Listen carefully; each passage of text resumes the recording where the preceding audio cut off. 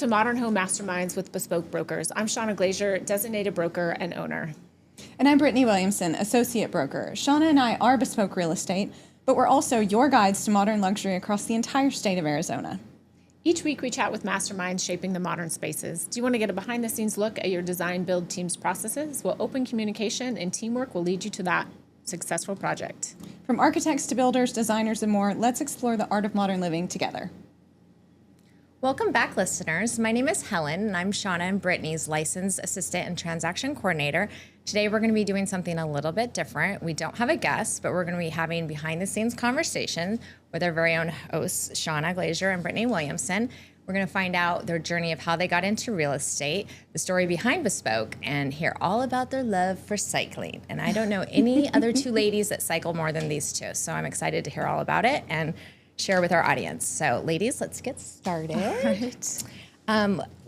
Tell us from the beginning, how did you guys decide to go into real estate? Okay, you want me to go first? Yeah. All right. Well, thanks, Helen, for being our host today. We're excited.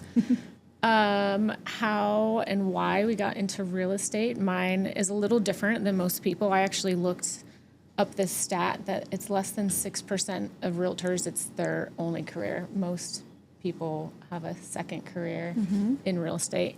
Very young, I did not start real estate because I wanted to sell someone their dream home or because I loved architecture, or I started because I needed money. Very young, college, had to drop out of college, had a baby very young, had to support him, and kind of threw a dart and it landed on real estate and started selling real estate. And I feel very fortunate that what I started as a career to make money has turned into something that I absolutely love and I'm passionate about and almost obsessed with every aspect of real estate. So very, very fortunate to go down that path. And as far as timing, 20 years. So 20 years, yeah. This summer was 20 years I've been selling real estate full time. So almost half my life. And my son his entire life. That's crazy. Yeah. That is. So that's my background, a little different than most people. Yeah, so I am part of the 96% or 94%, I guess. Yeah. If you said 6%. Real estate is my second career. Okay. I have a master's degree in marriage and family therapy, so I love to help people and kind of come alongside people, educate them. I was working in the healthcare field, not in counseling. I was working in the healthcare field for many years and just wanted something that I could do for myself, a business that I could build for myself. And I knew a lot of real estate brokers, and my thought was, gosh, if some of these people can be successful, I think I can do this. And I was in kind of a position in healthcare where I was doing sales of a kind, but I never really thought about it as sales. I thought about it as education, just because that's kind of where I come from. And the way that I do sell is I like to educate people on their options. And I'm like, I think I can do this. So 6 years ago, I was going to take off a couple of weeks from my job to do that intensive real estate training. And the school that I was looking at released their online program. And so I was one of the first people to go through that. Okay. And so I did it all online without telling anybody. Oh. And as soon as I got my real estate license, I was like, okay, I got to be all in now. Yeah. So I continued to work in the healthcare field for about a day a week for about a year, because it was kind of around the time of COVID.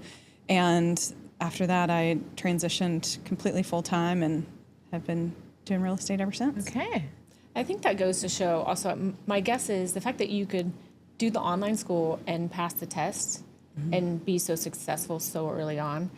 Did you go through a lot of real estate transactions? Like, you knew what real estate was now that you got into it as a second career. Whereas like when I got into it, I had no idea that there was a buyer's agent and a listing agent. I didn't know what escrow was. I didn't know what a mortgage was. Like, I had no history. So you had some history buying, selling real estate, which probably really helped you Yes, I did. And we had friends and or family members help us with previous transactions before. My husband had been involved with his dad and another partner in flipping some properties. So I had an idea of what it was. And I think in looking at that, that's part of what I was like, oh my gosh, this is so interesting to me. I actually enjoy doing paperwork and things like that. Like like I'm that very, side like too. I like to dot I's and cross T's, and I like to go through a list and make sure things are done. Like, this seems like it would be a really good fit. And then I did enjoy architecture as well. So that was a big thing for me too. I was constantly watching HGTV, and now I know that all that stuff is not real at all. But it did kind of, it definitely was helpful to have some experience in my own buying and selling processes. Seems like that was a good transition for you to go into that. Yeah. So what were you both doing in the industry before you started beSpoke and came to beSpoke? Yeah.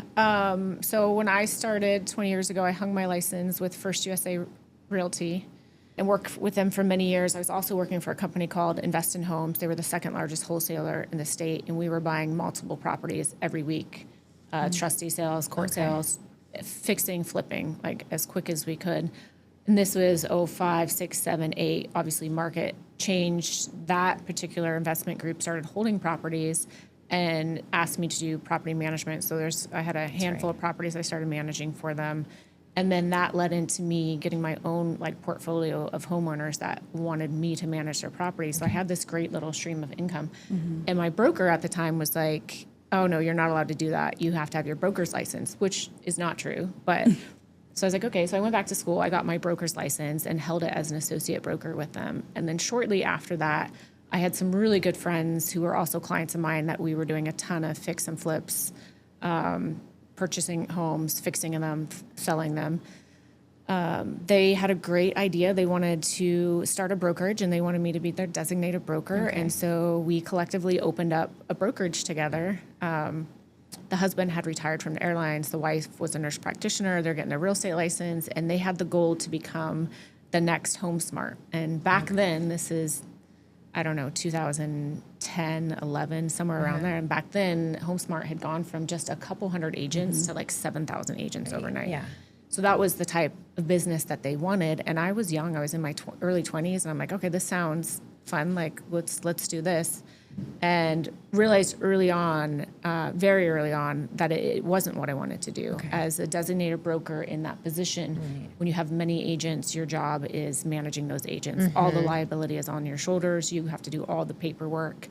And we were doing a lot of fixing and flipping, and it just wasn't what I wanted. So as painstaking as it was to decide on a business decision and commit to it, it was even more painful to actually come to terms with that's not what you want to do. But it was really beautiful on the other side of that to take the time to understand what I do want to do, which was work with high-end clients, luxury clients. Anything with architectural significance is really what I wanted to do in real estate with my career. So I almost had to go through that learning curve. You didn't want to be there. To really evaluate what I wanted. Were you able to sell very much of your own real estate when you were acting as a designated broker, managing all of those agents? I was, but it was very stressful. Yeah, okay. So I was selling my own stuff, but it just wasn't exactly what I wanted to do. So I put a vision together of what beSpoke real estate was and wanting to offer a tailored real estate experience. So opened up beSpoke real estate, I think 11 years ago, 12 years ago. So it's been going good. So that's my real estate journey up until now. And it's better than it's ever been. I mean, just had the busiest summer I've ever had in 20 years of selling. So I'm 20. Awesome. I mean, She it's been knows. busy. I know it's You been know. busy, but you're handling I'm the only files. been here, a year and a half. So, okay, let's keep it going. What about you, Brittany? Brittany? Yeah, so when I decided to make the leap from healthcare to real estate, because this is my second career, I had an idea of I don't really have to start necessarily at the bottom, and that's kind of the way a lot of people's careers go. Is you start with a lower price home or fix and flips, things like that, and then you build up. And as a younger agent, it's a wonderful thing to do, right? A lot of your sphere, first time home buyers, and those are the people that you work with. My sphere, as middle-aged person, I can say that about myself, was not first-time home buyers. You know, these are people that are well-established, you know, in their business communities. And so I was like, you know, I don't want to just start anywhere. I don't want to go into this big brokerage where I'm just one of hundreds of people. And so I actually I was going to go to lunch with Shawna, and she invited me to Luxury Home Tour instead, because she's like, oh, I forgot, we have Luxury Home Tour on Friday, so why don't you go with me to that? And so I went to that, and she introduced me to Scott Jarson, who he and his wife Debbie founded AZ Architecture, which is another brokerage in town. And they were the gal that was kind of managing some of their office duties was stepping away from that position and becoming an agent. And I just got to talking to them, and I'm like, this would be a wonderful way for me to get in and kind of in an arena that I want to be in, because I do want to be in, you know, unique custom homes, luxury, the luxury field. And I know that I don't want to just start at the bottom. So I kind of worked out a deal with them, and they are the most amazing people. I'm like, hey, how about I bring some of my skills from my previous life and help you in your business, and then you teach me real estate from the inside. And they very much did that. And so we both held up our end of the bargains, and I helped implement some systems and things for them. And they taught me real estate from the inside out, which was wonderful. And I really had no intentions of going anywhere else. And I told my husband, because he asked me, you know, because every few years in your real estate career, I think, you know, people look at, okay, what is out there? There's a lot of brokerages that have a lot of technology and things to offer. And AZ Architecture was very small. And I'm like, you know, I wouldn't go anywhere unless Shawna was looking for somebody. And because I knew she had been through this situation where, you know, she was a managing broker and didn't love that. But the stars aligned a few years ago, and we finally went to lunch, and it just so happened that she was looking for somebody like me, and it was a kind of a good time for me to make a transition. And I think I was like leaning on you, because I would have never, like, I guess the word is poached, because it was organic for both of us, because I was asking you about commission structures, because I was actively looking for someone, and I wasn't asking for her necessarily to come over, because I thought she was committed, and she was committed to where she's at. But once you realize, I was asking her for advice on like how to structure my business, because she's so good at coming up with structures and systems, and like bringing someone on, and like what role do they play, that it came, we were at LGO having salads, and it literally both of us were like, that's the best way for it to organically happen. So well, what do you think was missing from the traditional real estate model that you wanted to do differently with beSpoke? You guys are what was missing. With the brokerage that I worked in, it's all about like mass production, right? And yes, you can get a broker that has an amazing transaction coordinator, right? A lot of the top agents out there have someone managing their files, but that transaction coordinator is managing it for hundreds of other agents in the office. And with us, what we have is our clients don't just hire me, they don't just hire beSpoke, they're getting all three of us on every single transaction. So Brittainy, who's an associate broker, is overqualified. Helen, our transaction coordinator and assistant, has 19 years of experience, licensed for 19 years, knows real estate inside out. So when our clients hire us, they're getting the full package. They're getting us, and it might feel like they're getting moved around. Like from the beginning, I'm in the front of the transaction, Brittany's helping in the front and in like inspections and walkthroughs, and you're behind the scenes making sure all the transactions, everything's done, all the calendars are done. But I don't know if they fully see it. I know that they feel it, that all three of us are on every email, we're on every text message, we're having multiple weekly meetings talking about each contract, each client. So when you hire us, you're getting a different experience that I wasn't seeing out there prior. I was seeing each agent for their own. Yes, they're paying a transaction coordinator $100 a file to help them manage the file, but the agent is so overrun that they don't have a team supporting them. I think just the atmosphere that we've been able to create together is, we are what was missing. Well, I think that sets you guys, us apart from everybody else is that specialized time and team that we can give to that individual client. So. I think the other thing that was missing that we are providing is this look into what is architecture, what is quality construction, what is a design build team, how to properly sell these custom luxury homes that we're in and these architecturally significant homes. And we've also created this network of if another homeowner or even an agent has a new listing that's not on the market and it has any architecturally significance, if it's modern, mid-century modern, they're calling us and saying, hey, we have this coming soon, it's not on the market yet. Because they know that we have this sphere of buyers. Yeah. And same from the sellers. Like we have access. So I don't know. I think we've created something special, at least in our little world. I agree. Absolutely. And even with like when people are looking for land to purchase, right? You don't just buy a piece of land because what your vision for what you want to put on that land may not be a good fit. So we have a lot of people that will reach out to us. You know, do you know a good builder that could come out and look at this, or a good architect that could come out and look at this for me? And we've been able to connect our clients with these design build teams. So that from the beginning, they know that they're getting something that's usable, that they can actually create what they want, as opposed to buying a piece of land, figuring out later that they can't do what they want, and then having to resell it.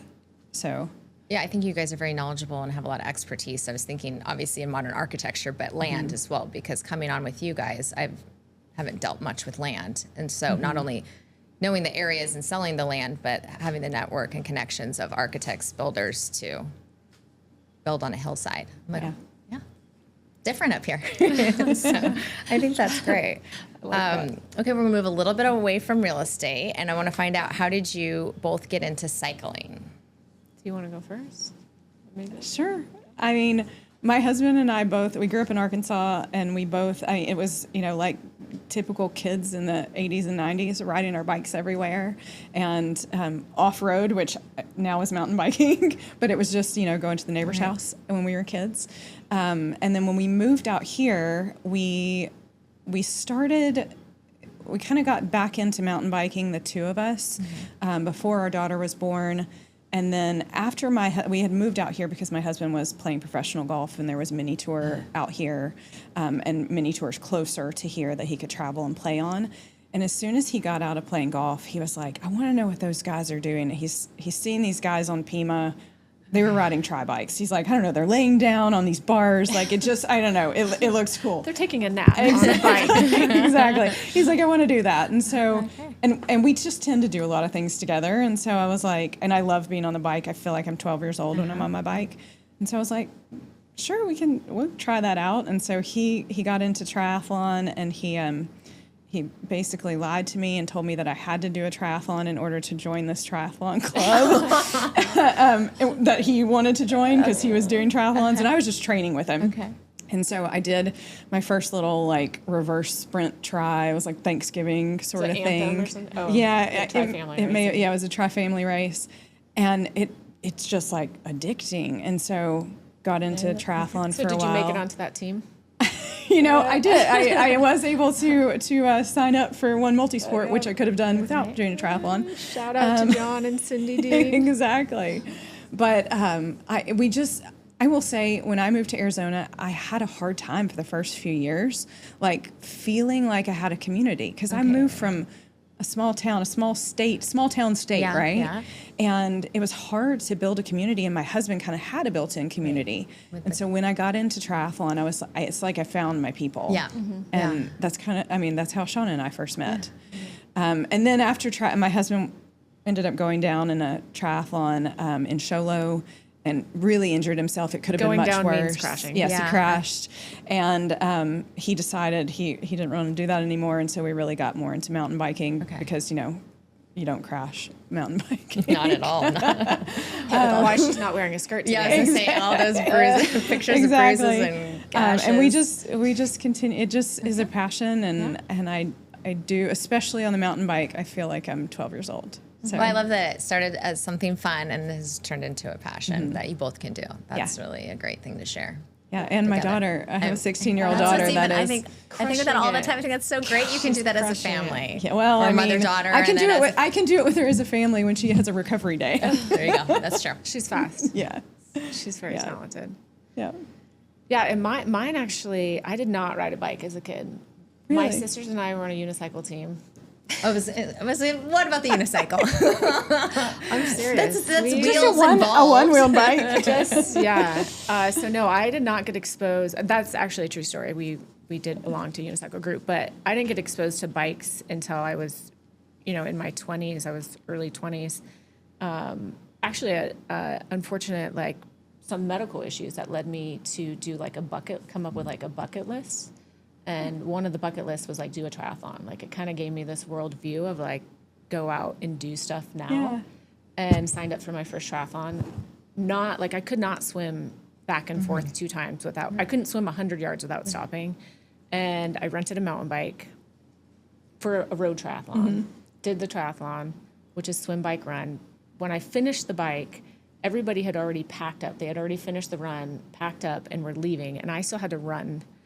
And so I was like last place. And at the finish line, the director gave me a 5th place in my age group. And I was so excited. I still have that ribbon.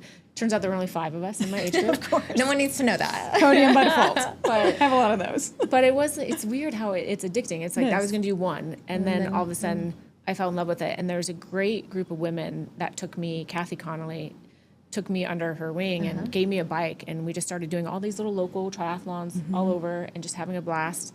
Finally bought a bike. And then I realized out of the 3 sports, cycling, I'm the best at biking. So I got involved in road cycling and moved up ranks pretty high, up to like a category 2 road cyclist. Okay. But road cycling is very dangerous because I crashed so many times. The road cycling, you're allowed to draft. So it's all about being as close as you can to the wheel in front of you to save your energy. Whereas triathlon, You can't draft. it's 6 lengths. Like if you get within 6 bike lengths of the bike in front of you, you'll get a penalty. You're not allowed to draft. So road cycling is dangerous. It just tends to be easier to crash. So I crashed way too many times. The last crash was Tour de Tucson, going like 30 miles an hour around a corner, and the second peloton hit a cone and landed on the ground. And I was like, I'm done. And I woke the next day. I signed up for my first Ironman. So then got into long distance triathlon. Again, I was Didn't gonna stop do. you. I was just gonna do one Ironman bucket list, and I finished in like 11 hours and 7 minutes and was on the podium and very close to qualifying for this world championship, which is like a big deal. So I was like, okay, I'm gonna do one more Ironman, and I'm gonna qualify for worlds, and then I'll be done. Well, it took me 12 more Ironman in 5 years. Wow. To qualify. Wow. And an Ironman is a 2.4 mile swim, 112 mile bike, Right. and a marathon. That's insane. 26.2 Yeah. miles. So it was a lot of. So I qualified and raced worlds in 2016 Ironman World Championships. Came home, got heavy into Xterra, which is off-road triathlon, so mountain bike, trail running, and like an open water swim. Those are my favorite. Yeah. And qualified for Worlds, raced Xterra Worlds in 2018. Came home from that. My ex-husband and I had started a mountain bike team and with some really successful pros and local elite. And we just traveled all over the nation for many years and doing mountain bikes. And so I got heavy into mountain bikes and then have the scars to prove it. my She goodness. says mountain biking is safer. I don't think so. The road crashes are typically where, like you had The road crashes, that's the stitches in my head. and the cars elbows. and all of that. That sounds like both are pretty dangerous. I mean, so you're now a little bit more road, So you're a now- little bit more mountain biking. Yeah. Although I am doing crossover Tour a de little Tucson bit. in November. No, you're not. Yeah. We need to talk. I'm doing the tour of the Green Belt on my beach cruise. So, okay. All right, so you're mixing it a little bit or crossing over. Yeah. Okay. Brittainy, you're more into mountain biking, and Shawna, you're more into road biking. I'm into Green Belt riding a beach cruiser. So I want to find out why you are in different lanes. Kind of tell me more about why you're in the mountain biking lane. I'm scared of cars. Yeah, that makes sense. Yeah. That is one of the things. Okay. I mean, I do think that, your chances of being gravely injured on the bike are probably higher on the road bike if something happens. Yeah. Things happen less frequently, it seems, because I'm going down on the mountain bike all the time. But I'm sliding out or I'm having a little crash here or there. I might get a little, something on my knee or elbow. but typically not anything, really dangerous. But also, I love the people that mountain bike. Okay. There tends to be, and what I found from moving from triathlon to back to mountain biking, because I really didn't ever do any races mountain biking before. But racing triathlon and then racing mountain bikes, it's just a different type of person. And I don't know, because I've never been a road racer. I have done some road races, but not competitively. Mountain bikers are just real laid back. They just want to go ride their bikes out in the middle of nowhere and then get together and kind of hang out and talk. Whereas when when I've been road cycling, it is more of a social sport on the road, I think. But that's, I enjoy both of them, which is nice. Yeah, I enjoy both. I don't know. Mountain bikers are like tree huggers.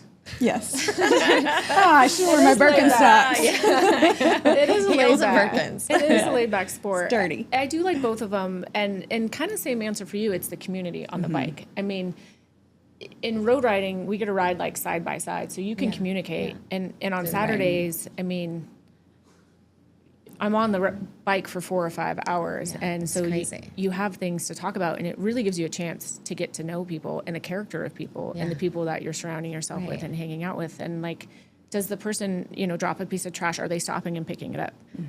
Are they, when something happens, when someone honks at us or somebody cuts us off, are they screaming? Are they yelling? Are they flipping off? Are they handling it with like grace? So it just, you're with people for a really long time and you get to know their character, how they handle it. And I have examples of like this one guy, there's a Saturday ride that's really hard, 80 miles, maybe 100 miles. And I'm falling off the back of the main group with this other girl, Sally. She's one of the top cyclists in the state. And we're like zone 5, like can't keep the wheel in front of us. And what's in front of us is like rollers and flat hills. So if we can just stay on a couple more minutes, we'll be able to get in the draft and stay, but we're falling off and her and I can't do anything. And this guy, Tyler Arnett, notices, he's like, okay, these girls. So he burns his matches, he gets in front of us and pulls us up to the group just to be nice. Yeah, and then her and I can finish this ride. And he burnt more energy, so his ride probably wasn't as comfortable for the rest of the ride, but he recognized, okay, this is a little community.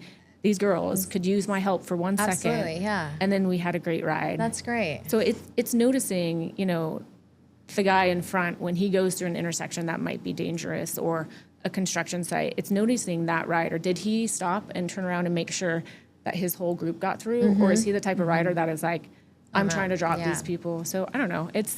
I really like road riding because you get to communicate a lot and get to know the people that you're with. I mean, it sounds like a great community. It really a lot is. of friends. It is. And clients now come from it too, probably. Our clients. And now that I'm single, if somebody wants to date me, you better ride a bike because that is my free time. You got to be in real estate or you got to ride a bike because that's all of my free time. All the time. I mean, you spend so much time on the bike, both of you. And our clients know. I mean, her and I know we're riding in the morning almost every morning. If I call her, I'm like, "Are you on your bike?" And she's like, "Yeah." I'm like, "Okay, have a good workout." Yeah. But Saturday mornings is the one morning that my clients know, hey, I have my AirPod in, so if you text me, it's coming over, I can hear it. And my bike computer, I can read the message. I know what's coming over. I can pull over at any point. But if there's going to be a delayed response, that's the time. Call Helen or Brittainy. Yeah, I think that is the big difference, is that you can hear it or see it come up on your computer. And on the mountain bike, it's just so hard. Like, I can't pay attention to anything other than what's in front of me, So I do have to, like, check my phone when I stop, which my husband has been great about. He's like, Good. Do you have to work? Yes. He's like, okay. So he'll eat something or, hang out, take some pictures. There you go. But, yeah. That is the thing with mountain biking. You cannot take your eyes off the trail. Like, I even tried to do one of those videos, Shawna videos herself a lot of times riding the bike. And I have started doing it more, for social media because we got to be active. And you cannot do it on the mountain bike. It's very, very difficult. I have to be on a straight road. I tried it the other day and I was like, not the trail. I've been noticing you're getting better at it. Well, you guys seem to balance it really well, getting your rides in, taking care of the real estate the rest of the day. Do you think it crosses over pretty well with the real estate and cycling? Oh, we rode, I went for a road ride a while back with Shawna, and she was talking about how at the top of this certain section, she's like, people are asking me, so what are these houses going for? So she'll stop and pull over and look it up, or look it up when she gets back and send it to them. And I just think, road riding gives you kind of an insight to the community, not just your cycling community, but what's going on the streets. Yeah. I mean, that's the one thing I've started road cycling a little bit more with my daughter, and I definitely see more of what's on the market, what's coming soon, by all the sale what's signs. going on. I know every All the neighborhoods. subdivision in Paradise Valley because of road cycling. Yeah. That makes sense. And as soon as you see a sign go up, or if you really become an expert by riding by everything. Right. Yeah. But and it's true when you're riding with people through the neighborhoods, they might know something about the neighborhood that you didn't, and so you're learning a lot as you go too. Right. But I think they intertwine more than just those aspects. I think it takes a lot of grit to get up at 4 in the morning every morning to ride your bike. It takes discipline, and I think it takes the same thing to run a successful business. And to take the challenges. Like, we know today's going to be harder, just like we know some transactions are going to be harder. We know some houses are going to be extremely hard to sell. But I feel like we both have that grit and discipline inside of us, which crosses from being an athlete and a cyclist into a professional setting. I definitely see that with the two of you. I mean, the perseverance you guys have on the bikes for hours each morning and on the weekends, and then with a couple deals we just closed that were like tough deals that you guys found every avenue, crashing and every getting avenue back to up. figure how to get it closed, and you did it. You both got it done. That's amazing. Some of them were even on closing day. We're just like, I cannot believe this one made it to the finish line. So. Yep. And then there are those that crash and burn, and you start over, and you just do it again. Yep. And those that are beautiful from the start with no hiccups and smooth sailing. So Yeah, I agree. just like some rides. Yep. Absolutely. So, what do you think you both work so well together? Because we're opposites. That's so funny because we're so alike. Yeah. Like, we like the same things, but we're also opposites. I always joke that Shawna is a lot like my husband, which I've been with my husband since I was 18 years old. So that's a good thing. That bodes well for our business relationship. It's the hair, right? Exactly. He's completely bald. But no, they're both Geminis. They're both very direct. You know, what you see is what you get. They're both very honest, which I appreciate. And they both are, I am very good at coming up with ideas, but a lot of times I'm one of those people that just more and more knowledge. I come from that education background, right? And I'm not as good at putting it into action. And Shawna's so good at just even with this podcast, I came up with this huge idea, and she's like, let's do it, schedule it. And I was like, whoa, really? It took a while. I mean, but once the ball's rolling, we're going all in. Yes. Yeah. No, I love that. You come up with fantastic ideas and let me roll with them. And then also what we say is I love doing the difficult things, the negotiating, the contracts, the coming up with bullet points of exactly this is how the game plan and this is how we're doing it. And a lot of clients need more than that. They need a prettier picture of how this is actually going to happen. And she's good at coming in and the emotional support. The emotional support and just painting a better picture. I guess it's just, we have different strengths, which is why we work so well together. Yeah. Agreed. If we were both excellent at the same thing, we might get annoyed with each other. But and there's a lot of trust. I mean, Brittany, I trust you with this brokerage. You're qualified to run it. You're qualified to work with my clients, hand in hand with my clients, which I think also complements the brokerage really well. And I agree. It's one of those, if I'm out of town or something happens, and Shawna needs to step in with one of my clients. Whereas we are all on those emails. We all are all client facing, Right. but there's certain clients that she works more directly with, or that I work more directly with. I'm not concerned about what she's going to say or how she's going to say it or how she's going to handle the situation. Right. I trust that it's going to be done, and it's going to be done basically the way that I would do it. Even though we are very different, it's still going to be done, and the client's going to be taken care of. Right. And that's the biggest, that's the most important thing. I think the balance you guys have makes for a great team. So, good job, ladies. Love it. Well, I think that's pretty much all the questions, but we're going to do what we do to all of our guests, and you're going to get some rapid fire questions as well. So what is your favorite way to unwind, Brittany? I just like to hang out with my family. We're very homebodies. My mother-in-law was joking because our 20-year anniversary is coming up. We married 20 years together, 25. And she's like, well, why don't you do a staycation? There is no way my husband is going to stay in a hotel 20 minutes from his house. Right.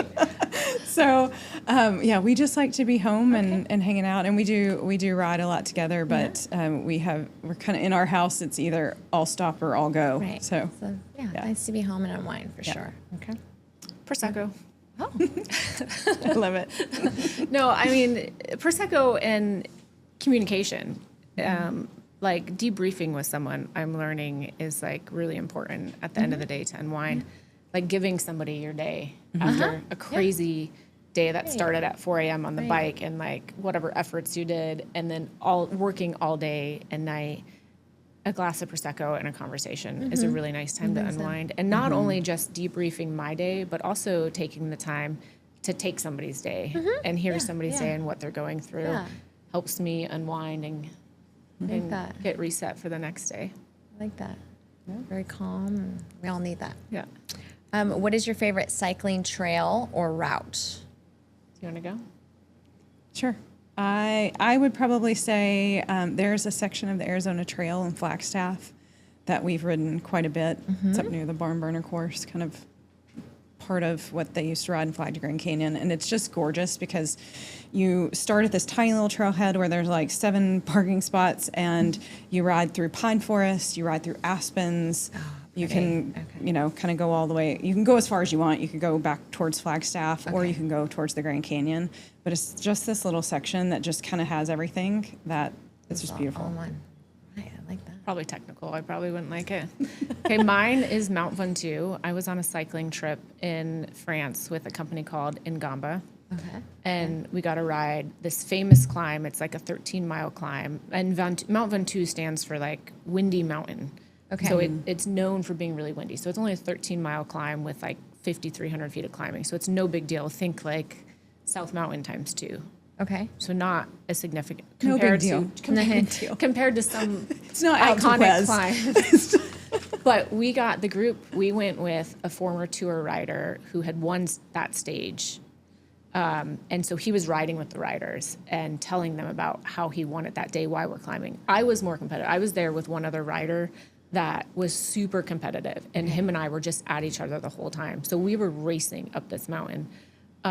It was the day before the Tour de France went through it. So the streets were I was going to ask if lined the Tour of France. it's famous Tour de France. Okay. In fact, the world record or the fastest time was beat this year in the Tour de France by Teddy. He beat it. So it was a big deal.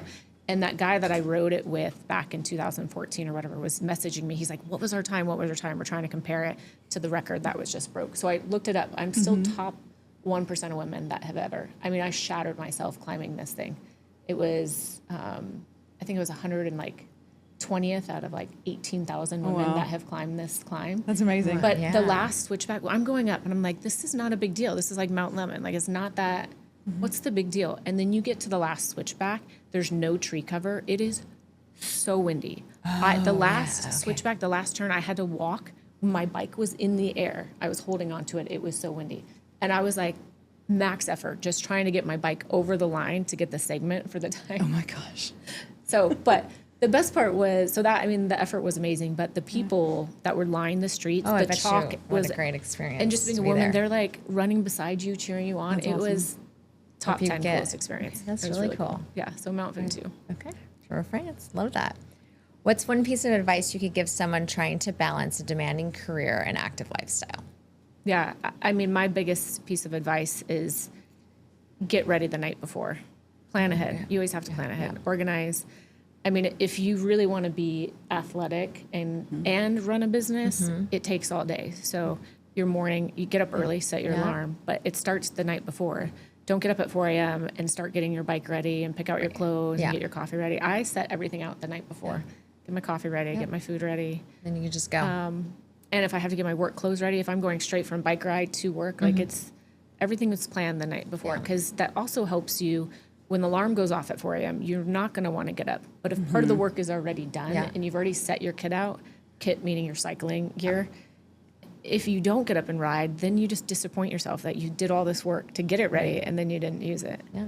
So one of my advice is just get up early, plan ahead, prepare the night before. I think is really helpful.